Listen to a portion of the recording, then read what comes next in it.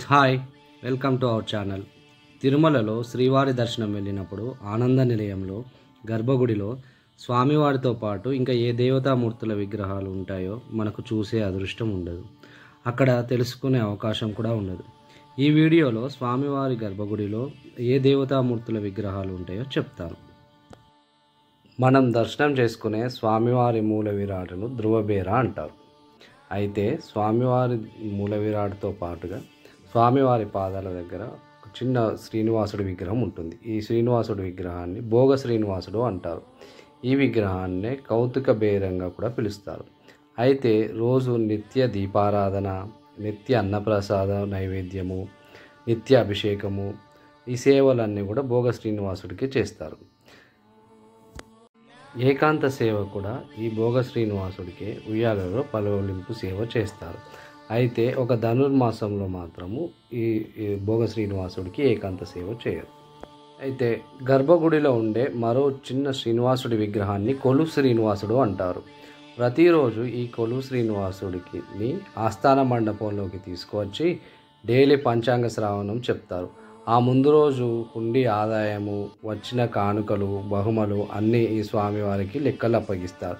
ఈ స్వామివారిని కొలువు శ్రీనివాసుడిని బలిబేరం అని కూడా అంటారు. గర్భాలయంలో ఉన్న మరొక చిన్న విగ్రహాన్ని ఉగ్ర శ్రీనివాసుడు అంటారు. ఈ ఉగ్ర శ్రీనివాసుడు భూదేవి శ్రీదేవి సహితంగా ఉంటారు. ఈ ఉగ్ర శ్రీనివాసుడిని స్నపన బేరము అంటారు. 14వ శతాబ్దం వరకు ఈ ఉగ్ర శ్రీనివాసుడిని ఉత్సవమూర్తులుగా వ్యవహరించేవారు. అయితే ఒకసారి ఈ విగ్రహము ఊరేగింపుగా వెళ్ళినప్పుడు మంటలు వచ్చాయని అప్పటి నుండి ఈయనను ఉగ్ర శ్రీనివాసుడిగా పిలుస్తున్నారు. అయితే ఇప్పటికీ ప్రతి సంవత్సరంలో ఒకసారి మాత్రమే సూర్యోదయానికి ముందు ఈ విగ్రహాన్ని సర్వాలంకరణలతో ఊరేగింపుగా తీసుకెళ్ళి మళ్ళీ తీసుకువచ్చి గర్భాలయంలో ఉంచుతారు. గర్భాలయంలో ఉన్న ఇంకొక స్వామివారి విగ్రహాన్ని మలయప్ప స్వామి విగ్రహము అంటారు. మలయప్ప స్వామివారిని ఉత్సవ బేరం అని కూడా అంటారు. స్వామివారి ఉత్సవ విగ్రహాలను మలయప్ప స్వామి అంటారు. డైలీ ఊరేగింపులకు, కళ్యాణము, ఉంజాల్ సేవ, సహస్ర దీపాలంకరణ సేవ, ఆర్జిత బ్రహ్మోత్సవాలలో మనం చూసేది ఈ మలయప్ప స్వామి విగ్రహాన్ని.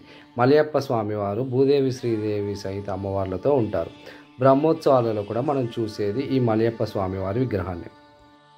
అయితే స్వామివారి గర్భగుడిలో శ్రీకృష్ణ రుక్మిణి విగ్రహాలు కూడా ఉంటాయి. ఈ విగ్రహాలను శయన బేరము అంటారు.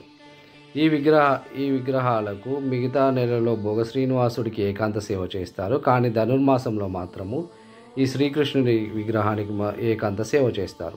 అండ్ ప్రతి సంవత్సరం కూడా శ్రీకృష్ణుడి జన్మ నక్షత్రమైన రోహిణి నక్షత్రం నాడు ఉట్ల ఉత్సవం నిర్వహించి మాడవీధులలో శ్రీకృష్ణ రుక్మిణి విగ్రహాలను ఊరేగిస్తారు. గర్భాలయంలో ఉండే మరొక దేవతామూర్తి విగ్రహము సీతారామ లక్ష్మణులు.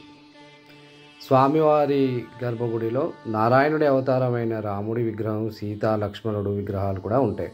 శ్రీరామనవమి నాడు ఉత్సవాలలో ఈ విగ్రహాలను 4 మాడవీధులలో ఊరేగిస్తారు.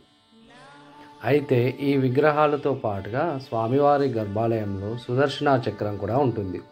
బ్రహ్మోత్సవాలలో చక్రానంతర స్నానం అప్పుడు సుదర్శన చక్రమును బయటికి తీసుకొస్తారు.